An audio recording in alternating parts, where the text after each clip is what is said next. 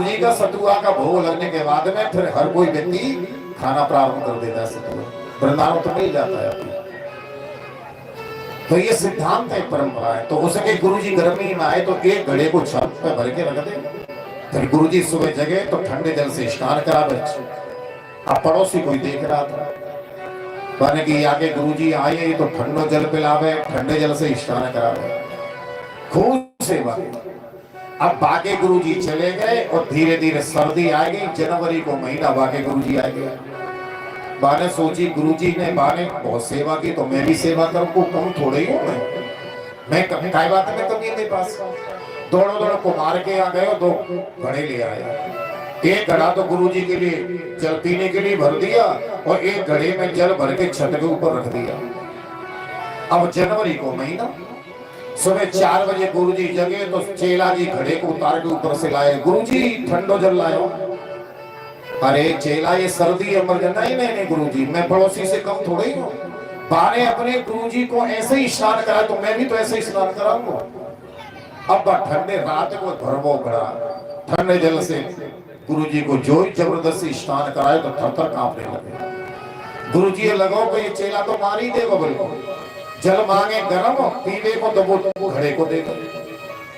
कहने का तात्पर्य है कि देखा देखी साधे जो नई भक्ति 9 देना और खेचा तानी पूरे 100 देना।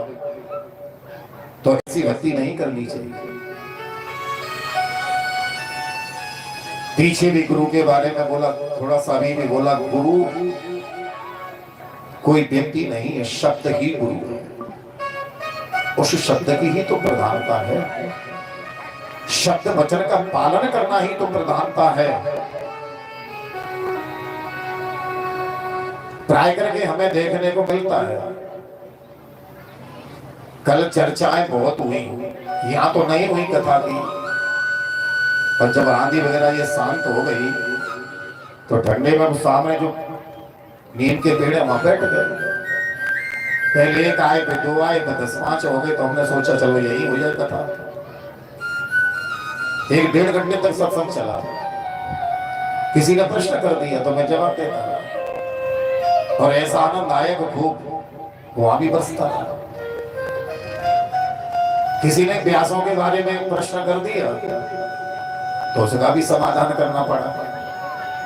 मैंने कि आजकल व्यास बहुत हो गए, मैंने व्यास इतने हैं आज, कथा व्यास तो वृंदावन में जाकर के मिट्टी का डेरा उठाना, उसको फेंकना, तो वो कथा व्यास के ऊपर ही गिरेगा, किसी और के ऊपर नहीं गिर सकता।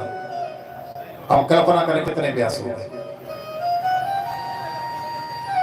आजकल तो बस बाजार से पोथी ली, बैग में रखी और जगह जगह घूमने लगे। कल किसी ने मुझे पूछा तो मैंने अपनी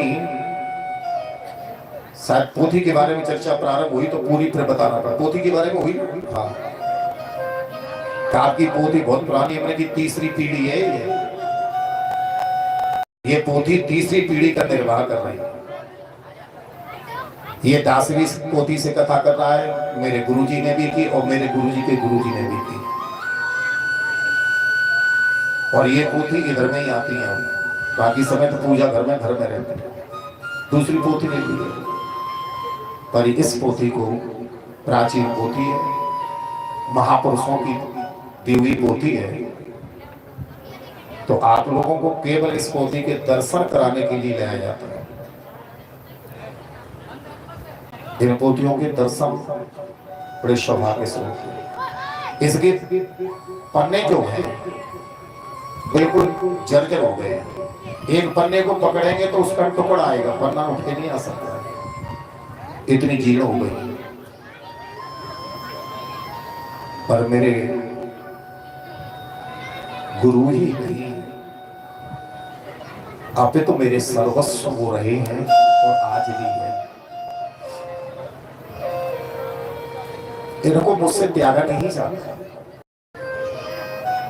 मेरे जीवन का जो आधार है, मेरे सर्वस्व है, वो सब कुछ यही है।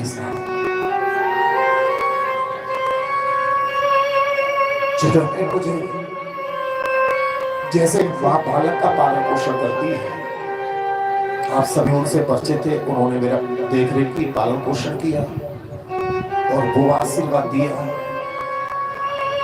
कि जिसको अपनी साथ में रखता हुआ यत्र तत्र सर्वत्र भ्रमण कर रहा है।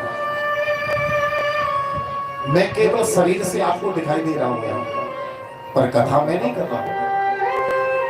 आज तक मेरी अंदर इतनी क्षमता हो ही नहीं पाई तो मैं कथा में एक शब्द भी बोलूं। आप जितना भी जो कुछ भी सुनते हैं 5 घंटे 6 घंटे ये मेरे प्रातः स्मरणीय पूज्य गुरुदेव शब्द निकलते हैं, पीछे विराजमान हो जाते हैं, उनका हस्तकमल मेरे मस्तक पे रहता है, कान में कहते रहते हैं, मैं उसे उच्चारण करता रहता हूं। केवल ये फिल्म चल रही है, केवल ये नाम मेरे पास क्या है? भागवत कोई, मैंने पहले दिन भी निवेदन किया था कि भागवत कोई पुस्तक नहीं है, किताब नहीं है साहब, साक्षात ये पूर्ण ब्रह्म परमेश्वर, ये कल्प वृक्ष है साहब। क्या है भागवत? कल्प वृक्ष है। लोग कह तो देते हैं कि कल्प वृक्ष है, पर उसको मानते ही नहीं। जो वास्तव में आज व्यासपीठ से दावे के साथ कह रहा हूं, जो इसे कल्प वृक्ष मान लेगा, उसको किसी से ये कहने की जरूरत पड़ेगी नहीं तो तू मेरी भागवत करा ले।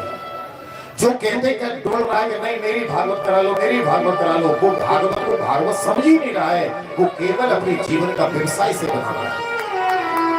जो भागवती से मान लेगा कि भगवान का कल्प वृक्ष है तो उसे दुनिया के सामने हाथ फैलाने की आवश्यकता नहीं, उसको तो भागवत अपने आप प्रदान करेगा। कल्प वृक्ष का फल क्या है? कल्प वृक्ष का फल है कि उसके नीचे बैठ करके आप विचार जो करोगे, विचार करने में देरी है पर उसकी उपलब्धि में देरी नहीं है। इसलिए भैया कल काल में भागवत ही कल्प वृक्ष है। हम आप सभी कल्प वृक्ष के नीचे बैठे हैं।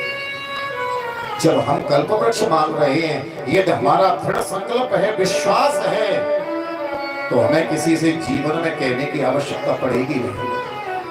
मेरे गुरुदेव ने केवल एक ही बात कही थी, जिस दिन ये पोथी मुझे सौंपी गई, राजतिलक हुआ मेरा, और राजतिलक भी मध्य प्रदेश जिला मुरैना, जोरा तहसील और गांव चिनोनी मंगलदास बाबा की सिद्ध भूमि पर ये राजतिलक हुआ। होती वही नहीं।